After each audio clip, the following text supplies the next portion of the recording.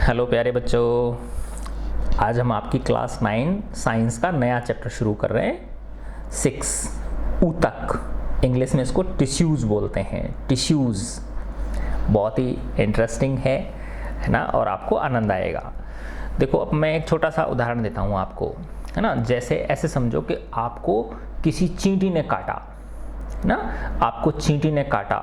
चींटी ने जैसे ही काटा, फट से आपका हाथ कहाँ जाता है बताओ? जहाँ पे जिस शरीर के जिस स्थान पर वो चींटी ने हमने काटा है, अपना हाथ जो है वो तुरंत वहाँ पे पहुँच जाता है ना, विदिन सेकंड्स, बिना समय गंवाए, है ना। तो अब आप देखो कि चींटी ने हमारे, माना ऐसे समझो, पैर पे काटा, ठीक है ना। तो जिस जगह पे काटा है ना, उस जगह पे क्या है बेटा, तंत्रिकाएं होती हैं, है ना। हमारी पूरी बॉडी के अंदर तंत्रिका कोशिकाएं होती हैं, नर्व सेल्स बोलते हैं उनको। उस नर्व सेल के द्वारा सिग्नल्स, है ना, कहाँ पे गए? हमारे मस्तिष्क में गए, और मस्तिष्क से फिर वापस सिग्नल किसके लिए जाता है? मस्तिष्क सेंस करेगा, है ना, कि आखिर हुआ क्या है। तो मस्तिष्क ने सेंस किया कि किसी ने काटा है हमारे उसको, है ना, पेन हो रहा है, वहाँ पे दर्द हो रहा है, ठीक है ना। तुरंत हमारे मस्तिष्क किसको सिग्नल देगा? हाथ की मांसपेशियों को सिग्नल देगा, और हमारे हाथ की मांसपेशियों में मूवमेंट होगा, हमारा हाथ खड़ा होगा, और तुरंत उस जगह पे जाके हम क्या करेंगे? उसको ऐसे यूं करके मार देंगे, और वो चींटी या जो भी है, या उसको हम हटा देंगे वहां से, ठीक है ना। तो देखो बेटा, इसके अंदर कौन कौन काम में आए? तंत्रिका कोशिका काम में आई, है ना। ऐसे ही जो नर्व सेल तंत्रिका कोशिकाएं हैं, इनके द्वारा फिर किसके, हाथ की किसको सिग्नल मिले? मांसपेशियों को सिग्नल मिले, है ना, जिसको मसल्स बोलते हैं। तो देखो, तंत्रिकाओं को नर्व्स बोलते हैं और मांसपेशियों को मसल्स बोलते हैं। तो ये जो मांसपेशियां हैं, तुमने खूब फील किया होगा, जैसे अपने हाथ जो है हमारा, है ना, हाथ कोहनी से आगे का हिस्सा और कोहनी से लेके ऊपर तक कंधे का हिस्सा, तो ये दो हड्डियां हैं, है ना। तो ये दो हड्डियां किसके द्वारा जुड़ी हुई हैं? मांसपेशियों के द्वारा जुड़ी हुई हैं, मसल्स के द्वारा जुड़ी हुई हैं। तो ये जो मसल्स हैं, ये अपन ने देखा बेटा, कोशिका बहुत छोटी होती है ना। तो मसल्स क्या है?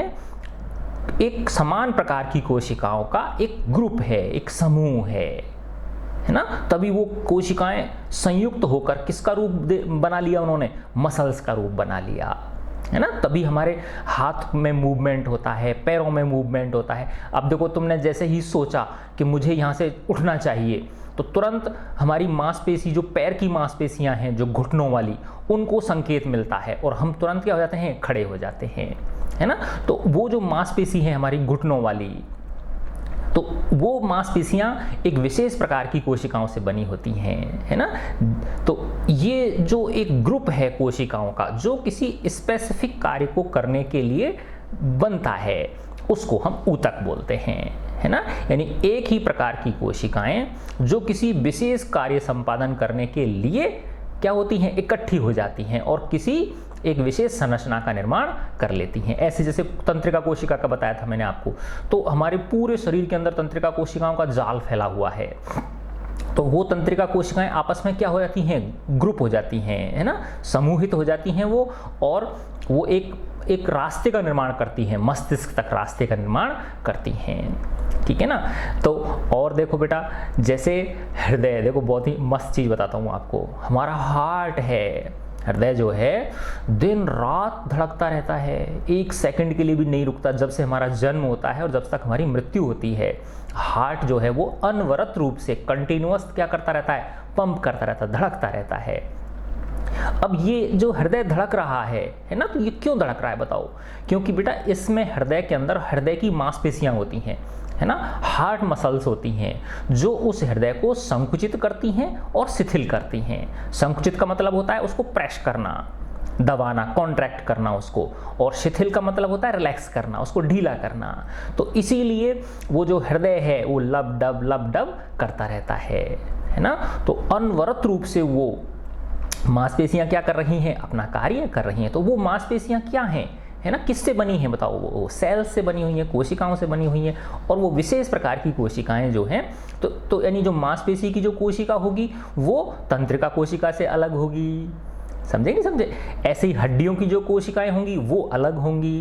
रक्त जो है बेटा, रक्त भी एक प्रकार का क्या है, टिश्यू है, ये ऊतक है ना। ये इसकी जो कोशिकाएं होंगी वो अलग प्रकार की होंगी, है ना। तो अलग अलग कार्यों को करने के लिए अलग अलग प्रकार की कोशिकाएं ग्रुप बना लेती हैं, है ना, और वो स्पेसिफिक कार्य करती हैं, एक विशेष कार्य करती हैं। जो तो उन कोशिकाओं के जो ग्रुप है उसको हम क्या बोलते हैं, तो ऊतक बोलते हैं या टिश्यू बोलते हैं हम लोग, है ना।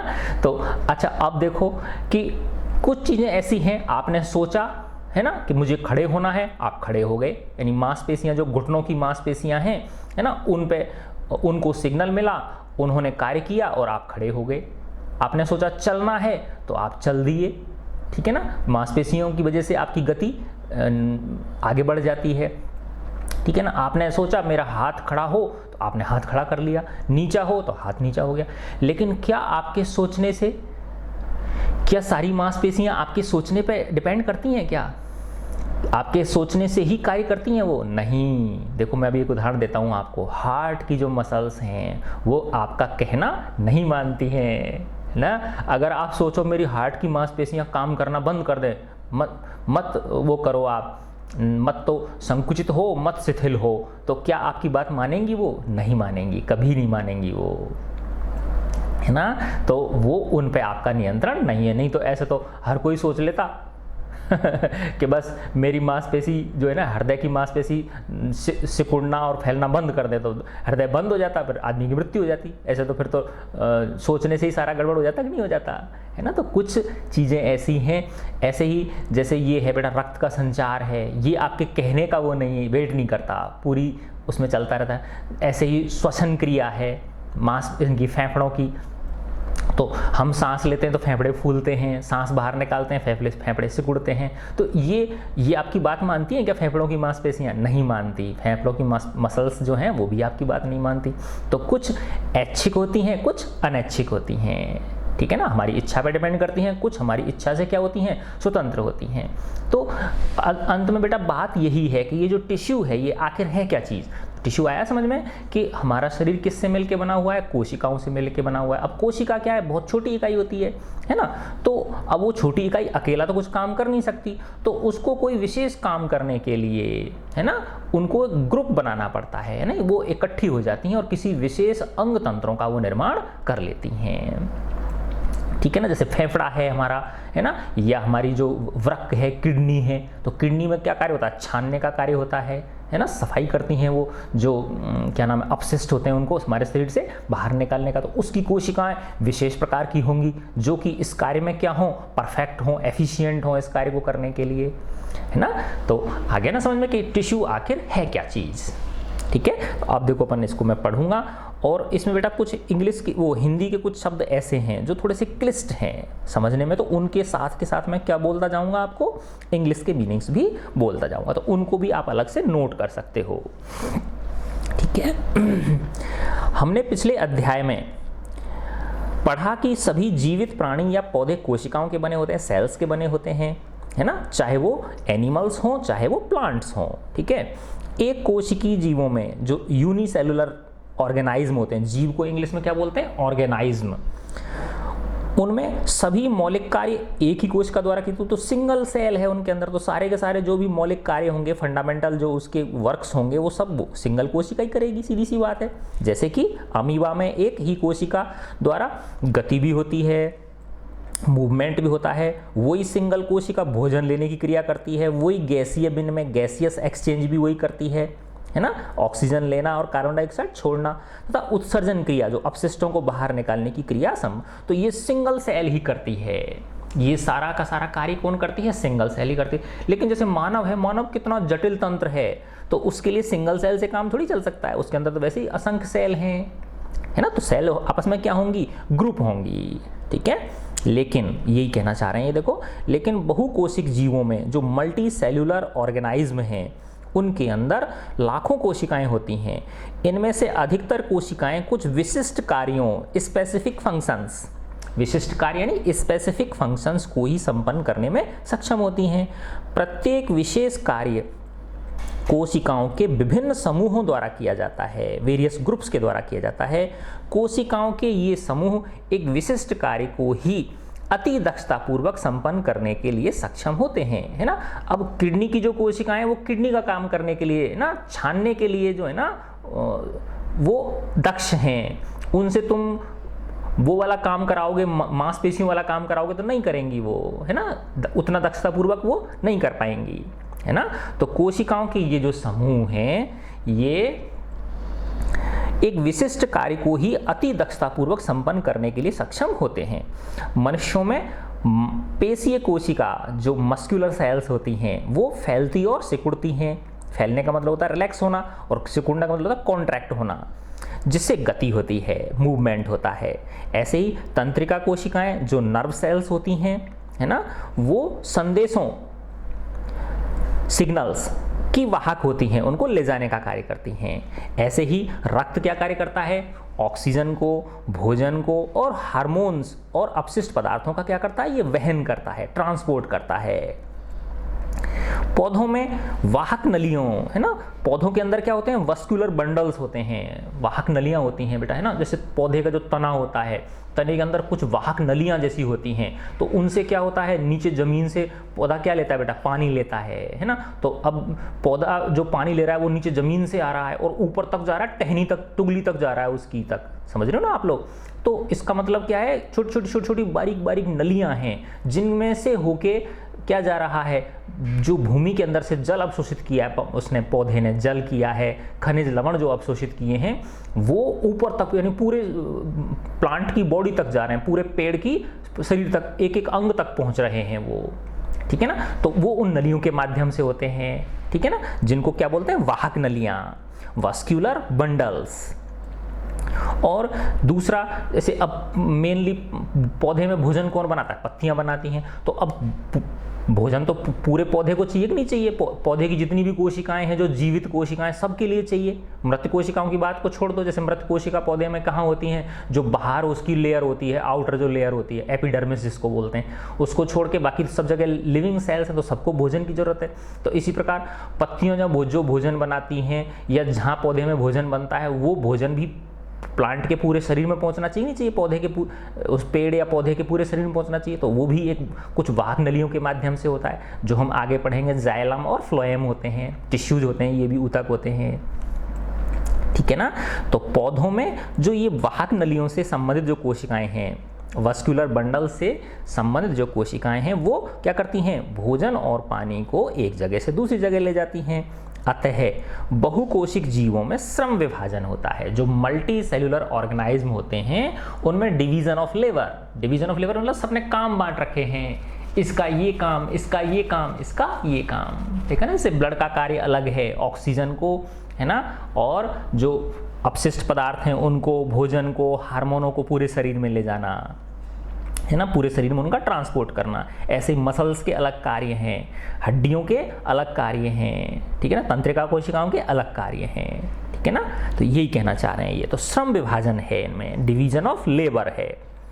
शरीर के अंदर ऐसी कोशिकाएं जो एक तरह के कार्य को संपन्न करने में दक्ष होती हैं, सदैव एक समूह में होती हैं, वो ग्रुप में होती हैं।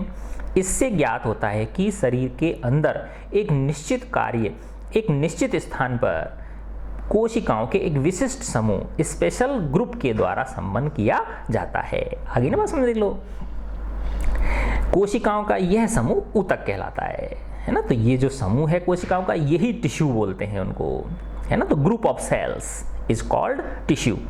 ये ऊतक अधिकतम दक्षता के साथ कार्य कर सकने के लिए एक विशिष्ट क्रम में व्यवस्थित, एक स्पेशल सीक्वेंस में ये व्यवस्थित होते हैं, अरेंज होते हैं। तो रक्त, ब्लड, फ्लोएम, है ना, फ्लोएम किस में होता है, प्लांट में होता है ये। तब पेशी, है ना, पेशी यानी मसल, है ना, और तंत्रिका, ये सब क्या हैं, ऊतक के उदाहरण हैं, है ना। देखो इतना पूरा समझ में आ गया होगा आपकी ये। वे कोशिकाएं जो आकृति में एक समान होती हैं तथा किसी कार्य को एक साथ संपन्न करती हैं, समूह में एक ऊतक का निर्माण करती हैं, है ना। अब हम आगे पढ़ेंगे इसमें, क्या पौधे और जंतु एक ही तरह के ऊतकों से बने होते हैं। भाई देखो, जीव किसको बोलते हैं? ऑर्गेनाइज्म। ऑर्गेनाइज्म के अंदर प्लांट्स भी आते हैं और एनिमल्स भी आते हैं। अब प्रश्न ये उठता है कि क्या इन दोनों के अंदर एक जैसी सेल्स होती हैं? नहीं, इन दोनों के अंदर अलग अलग प्रकार की सेल्स होती हैं, क्योंकि जो सेल्स हैं, कोशिकाएं, वो कार्य पर निर्भर करती हैं कि उनके द्वारा कैसा कार्य कर लिया जा रहा है। अब जैसे देखो आप, मानव जो है उसको में तो गति होती है, वो चलता है ना, लेकिन पौधे तो नहीं चलते ना, पौधे तो एक ही स्थान पर स्थिर रहते हैं। तो नेचुरली इनकी कोशिकाएं क्या होंगी? अलग प्रकार की होंगी। समझे नहीं समझे बात? ठीक है ना। तो पौधों में और जंतुओं में एक ही तरह के ऊतकों से ये बने नहीं होते हैं। ऐसे जैसे पौधे जो होते हैं वो बेटा बहुत रफ एनवायरनमेंट में खड़े रहते हैं, है ना, धूप में, बरसात में, पानी में, है ना। लेकिन मानव तो नहीं होता ना, मानव तो घर में रहता है। जंतु जो है वो एक आवास के अंदर रहते हैं, ठीक है ना। तो इसका मतलब क्या हुआ कि उनकी जो प्रोटेक्टिव सेल्स हैं, एक अलग लेयर होती है पौधों के अंदर जो उनको प्रोटेक्ट करती है बाहरी एनवायरनमेंट से, है ना। तो कार्य के आधार पे कोशिकाएं क्या होती हैं? अलग अलग होती हैं। तो क्या पौधे और जंतु एक ही तरह के ऊतकों से बने होते हैं? नहीं, है ना। पौधे और जंतुओं में अलग अलग प्रकार की ऊतक होते हैं। आइए हम विभिन्न ऊतकों की संरचनाओं, विभिन्न टिश्यूज की संरचनाओं, है ना, तथा उनके कार्यों की तुलना करें। क्या पौधों और जंतुओं की संरचनाएं समान होती हैं? नहीं होती ना। क्या दोनों समरूप कार्य करते हैं? नो। दोनों में स्पष्ट अंतर होता है। पौधे स्थिर होते हैं, स्टेशनरी होते हैं, वे गति नहीं करते हैं, क्योंकि उन्हें सीधा खड़ा होना होता है। अतः उनमें बड़ी मात्रा में सहारा प्रदान करने वाले ऊतक होते हैं, सपोर्टिंग स्ट्रक्चर वाले ऊतक होते हैं, क्योंकि उनको सीधा खड़ा रहना होता है। ठीक है ना। ये सहारा प्रदान करने वाले ऊतक प्राय डेड सेल्स के बने होते हैं, मृत कोशिकाओं के ये बने होते हैं, तभी तो इतने हार्ड होते हैं। जो बाहर की लेयर होती है पौधे की, वो देखा ना कितनी हार्ड होती है ना। तो ये किसके बने होते हैं? डेड सेल्स के बने होते हैं। दूसरी ओर जंतु जो होते हैं वो भोजन की तलाश में, साथी की तलाश में, मेट की तलाश में और आश्रय, है ना, आश्रय की खोज में इधर उधर विचरण करते हैं। ये पौधों की अपेक्षा ऊर्जा का अधिक उपयोग करते हैं, जबकि प्लांट तो विचरण नहीं करते ना, लेकिन जंतु करते हैं, है ना।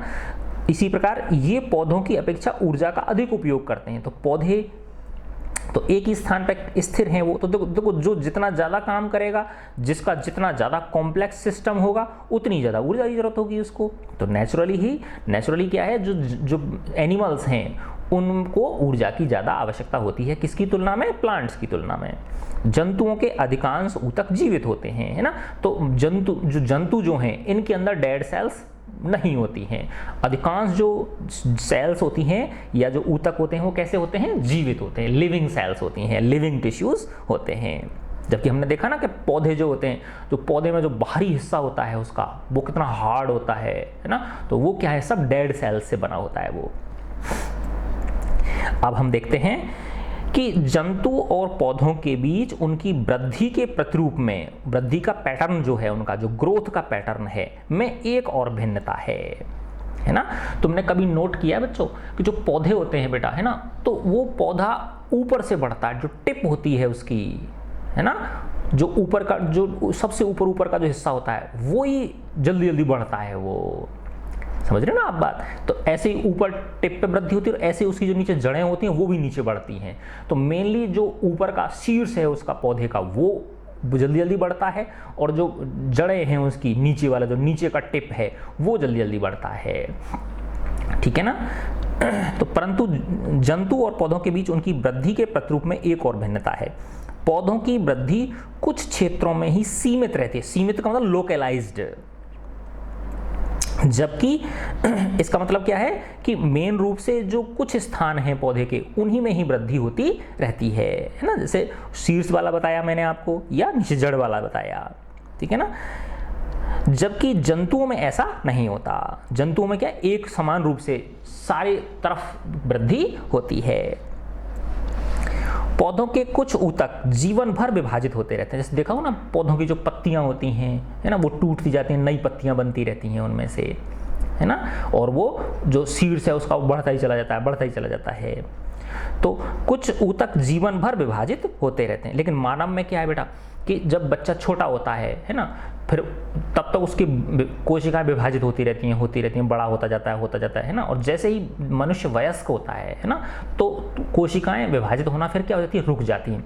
फिर तो जो मनुष्य के शरीर के अंदर जो कोशिकाएं डेड हो रही हैं किन्हीं कारणवश, बस खाली उन्हीं के प्रतिस्थापन के लिए, उन्हीं के रिप्लेसमेंट के लिए, है ना, उन्हीं की रिपेयर करने के लिए नई कोशिकाओं का निर्माण होता है। लेकिन ऐसा तो पौधों की तरह मानव में नहीं होता। पौधों में तो क्या होता है, वृद्धि चलती ही रहती है ना। जैसे पत्तियां होती हैं वो टूटती रहती हैं, नई पत्तियां आती रहती है, तो फूटते रहते हैं ना पौधे। देखो कहते हैं ना भाई पत्तियां फूट रही हैं, इसमें कोपलें फूट जाती हैं। वैसे तो पौधों के कुछ ऊतक जीवन भर विभाजित होते रहते हैं।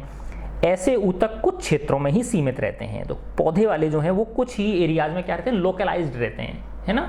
लोकलाइज्ड का मतलब क्या है, सीमित एक ही स्थान पे। जैसे मैंने बताया था आपको कि ऊपर का जो हिस्सा होता है उसी में वृद्धि होती है, जो सबसे पहले फूटता है वो। ऊतकों की विभाजन क्षमता के आधार पर, जो उनकी डिवीजन कैपेसिटी है उसके आधार पर ही पौधों के ऊतकों, पादप ऊतक, प्लांट टिश्यूज का वर्गीकरण किया जाता है। विभाजन क्षमता के आधार पर ही जो पौधे के टिश्यूज हैं, प्लांट टिश्यूज हैं, उनको हम क्या करते हैं, वर्गीकरण, क्लासिफाई उनको करते हैं, है ना। तो इसी के आधार पे हैं, देखो ये बेटा, वृद्धि अथवा विभजोतक तथा स्थायी ऊतक। तो प्लांट टिश्यू जो है उनको दो मेन भागों में बांटा गया है। पहला तो है विभजोतक बोलते हैं, ग्रोथ बोल दो या विभजोतक बोल दो। विभजोतक को इंग्लिश में मेरिस्टेम बोलते हैं,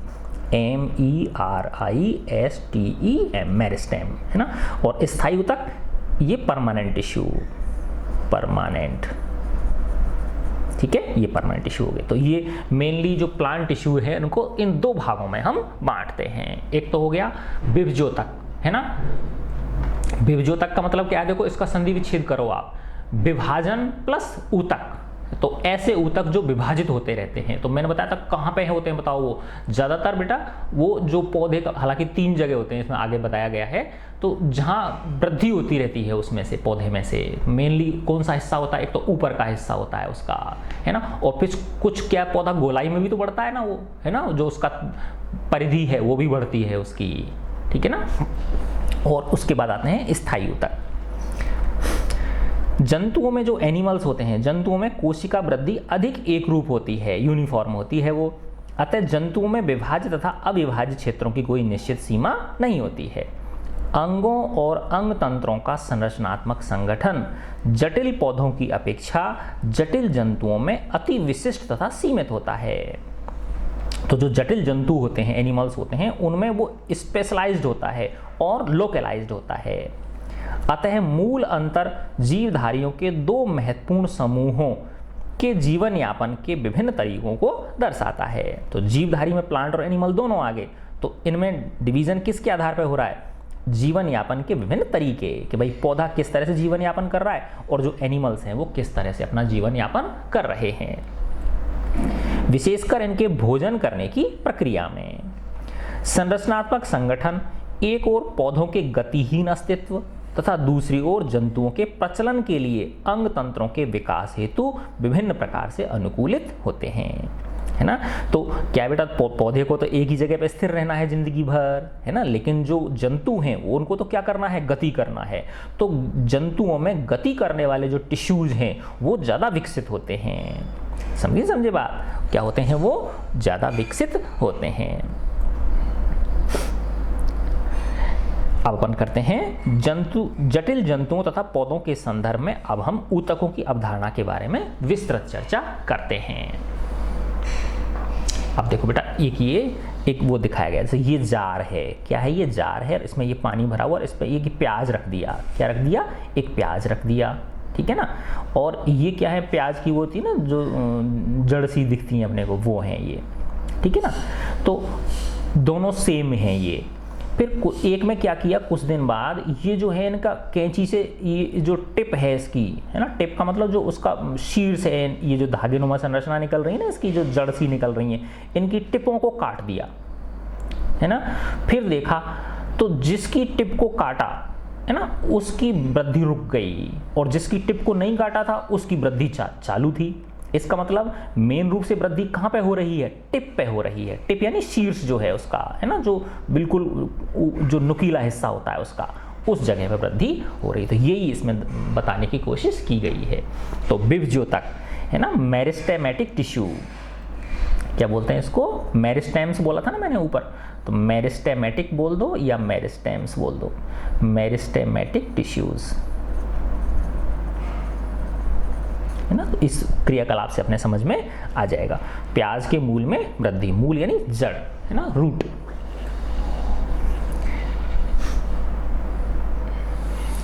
दो शीशे के जार लेते हैं, उनमें पानी भर देते हैं। अब दो प्याज लेते हैं और दोनों जारों पर एक एक प्याज रख देते हैं, जैसा चित्र में रखा गया है। कुछ दिनों तक दोनों प्याजों की मूलों की लंबाई मापते हैं, जो रूट्स हैं उनकी लंबाई नाप लेते हैं। पहले, दूसरे, तीसरे दिन मूलों की मूल लंबाई को नाप लेते हैं। दूसरे जार में रखी प्याज की मूल को चौथे दिन क्या किया, 1 सेंटीमीटर काट दिया। आगे से जो उसका आगे वाला हिस्सा है, टिप जो है उसका, वहां से 1 सेंटीमीटर काट दिया इस दूसरे वाले की, यहां से है ना।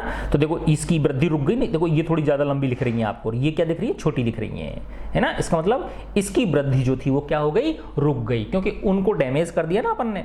इसके विभज्योतक यानी आगे वाला जो हिस्से हैं उन पे विभज्योतक टिश्यूज होते हैं। किस प्रकार के टिश्यू होते हैं, विभाजन करने वाले, जो और आगे विभाजित होते चले जाते हैं, जल्दी जल्दी विभाजित होते चले जाते हैं। तो उनको हमने नष्ट कर दिया, तो इसलिए इसकी जड़ों की वृद्धि क्या हो गई, सेकंड वाले की रुक गई। क्योंकि 1-1 सेंटीमीटर कहां से काटा था अपन ने, आगे वाले हिस्से से काटा था। ठीक है ना, यही कहना चाह रहे हैं बेटा, ये ना। तो दूसरे जार में रखी प्याज की मूल को चौथे दिन 1 सेंटीमीटर काट लेते हैं। इसके बाद दोनों जार में रखी प्याज की मूलों की लंबाइयों का 5 दिनों तक निरीक्षण करते हैं और उनमें हुई प्रत्येक दिन की वृद्धि की माप को नीचे गई तालिका में नोट कर लेते हैं। दिन इस तरह से ऊपर के निरीक्षणों को देखते हुए नीचे दिए गए प्रश्नों के उत्तर देते हैं। अब देखो इसमें प्रश्नों को मैं बताता हूँ आपको। किस जार में रखी हुई प्याज की मूल लंबी है, बताओ किस में है, फर्स्ट वाले में। इसकी मूल लंबी होगी कि नहीं होगी, क्योंकि इसके विभज्योतक को हमने क्या कर दिया, काट दिया।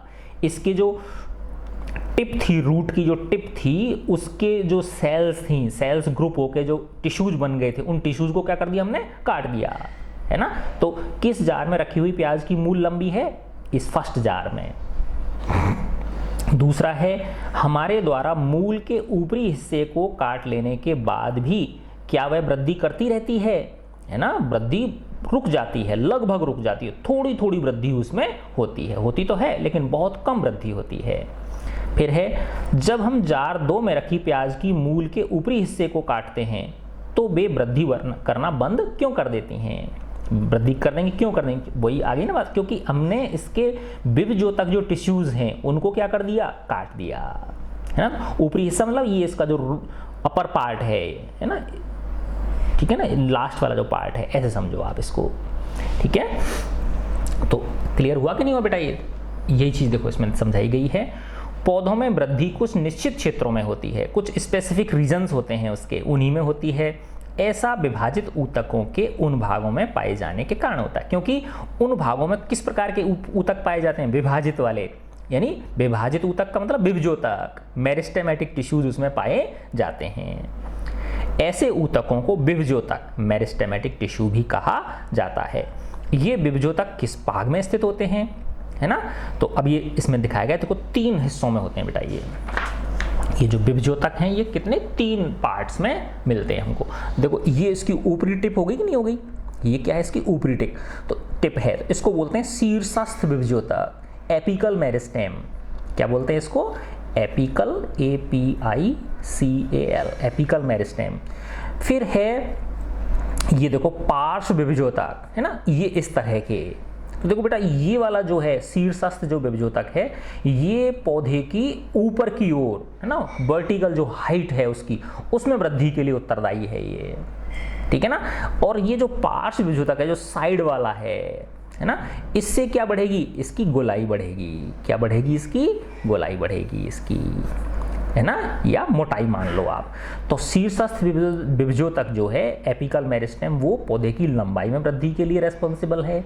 और जो ये पार्श्व विभज्योतक हैं, है ना, पार्श्व विभज्योतक को इंग्लिश में क्या बोलते हैं हम, इसको बोलते हैं लेटरल मेरिस्टेम, है ना। ये तो हो गया एपिकल मेरिस्टेम और ये हो गया लेटरल, LATERAL, लेटरल मेरिस्टेम हो गया, है ना। तो ये जो पौधे की जो परिधि होती है, जो मोटाई होती है, उसमें वृद्धि के लिए। तीसरे प्रकार के होते हैं ये अंतर्विष्ट, अंतर्विष्ट विभजोतक। जैसे तुमने देखा होगा बांस होता है ना बेटा, तो बांस में ऐसे गुठली सी गठेली होती हैं, है ना, देखा होगा ना कुछ, जैसे 5-6 इंची के बाद में, है ना, 7-8 इंची के बाद में क्या उसमें ऐसी गठेली सी होती हैं, ऐसे इस तरह से। तो ये जो गठेली हैं इसको अपन अंतर्विष्ट बोलते हैं ना, गांठ जैसी जो संरचनाएं होती हैं। तो अंतर्विष्ट जो है इसको हम इंग्लिश में इंटरकैलरी बोलते हैं, INTERCALARY। तो इंटरकैलरी मेरिस्टेम। तो 3 प्रकार के विभजोतक हो गए। तो जो विभजोतक हैं उनको कितने भागों में बांट दिया? 3 भागों में, शीर्षस्थ विभजोतक, पार्श्व विभजोतक और अंतर्विष्ट विभजोतक। एपिकल मेरिस्टेम, API, A है ये, है ना, एपिकल मेरिस्टेम, लेटरल मेरिस्टेम और इंटरकैलरी मेरिस्टेम। ठीक है, अब देखो समझ में आ जाएगा अब आपके क्लियर, बिल्कुल मजा आ रहा है ना। यस, मैंने कहा था ना, देख लो मेरे साथ बायोलॉजी पढ़ोगे तुमको बायोलॉजी से प्रेम हो जाएगा। देखो बेटा, ये विभजोतक किस भाग में स्थित होते हैं? विभजोतक की उपस्थिति वाले क्षेत्रों के आधार पर, यानी किस क्षेत्रों में ये पाए जाते हैं उसी के आधार पर इनको विभाजित किया गया, उसी के आधार पर इनका नाम रखा गया है। तो विभजोतक की उपस्थिति वाले क्षेत्रों के आधार पर इन्हें शीर्षस्थ एपिकल, कैम्बियम पार्श्वीय, वही लेटरल, लेटरल बोल देते हैं या कैम्बियम बोल देते हैं, तथा अंतर्विष्ट, है ना, इंटरकैलरी भागों में वर्गीकृत किया गया है। अगले चित्र में दिखा रखे हैं 6.2 में। विभजोतक के द्वारा तैयार नई कोशिकाएं, अब ये जो विभजोतक जो होते हैं इनमें जो नई कोशिकाएं बनती हैं तो वो शुरू में तो क्या है, विभजोतक की तरह कार्य करती हैं और फिर बाद में धीरे धीरे ये रूप बदल लेती हैं, है ना, और लास्ट में क्या बन जाती हैं, डेड सेल्स बन जाती हैं। ठीक है ना। तो विभजोतक के द्वारा तैयार नई कोशिकाएं प्रारंभ में विभजोतक की तरह व्यवहार करती हैं।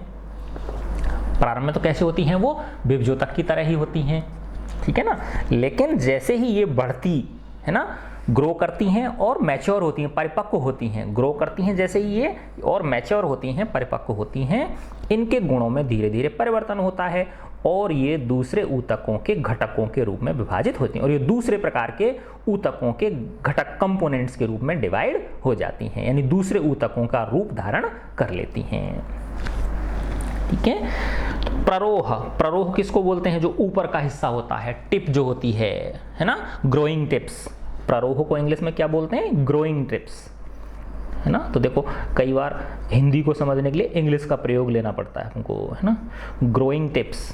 तो प्ररोह के शीर्षस्थ विभजोतक, है ना, ये जो है प्ररोह ग्रोइंग टिप्स है, एक तो ये होती है, एक जड़ में होती है कि जो शीर्षस्थ विभजोतक हैं, तो शीर्षस्थ यहीं नहीं होता, ऊपर नहीं होता, जो जड़ होती है वहां भी होता है वो, ठीक है ना।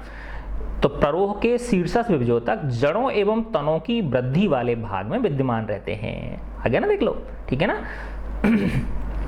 तो ग्रोइंग टिप्स के जो एपिकल मेरिस्टेम होते हैं वो कहाँ पे, जड़ों एवं तनों की वृद्धि वाले भाग में एग्जिस्ट करते हैं वो, तथा वह इनकी लंबाई में वृद्धि करते हैं। तो जड़ों की लंबाई में वृद्धि होती है और ऊपर जो शीर्ष है उसका वो उसमें वृद्धि होती जाती है। तने की परिधि, तो ये तो फर्स्ट वाले का काम हो गया एपिकल मेरिस्टेम का, है ना। अब दूसरा है कौन सा वाला, ये पार्श्व विभजोतक, है ना, कैम्बियम बोला था इसको या लेटरल बोला था, ठीक है।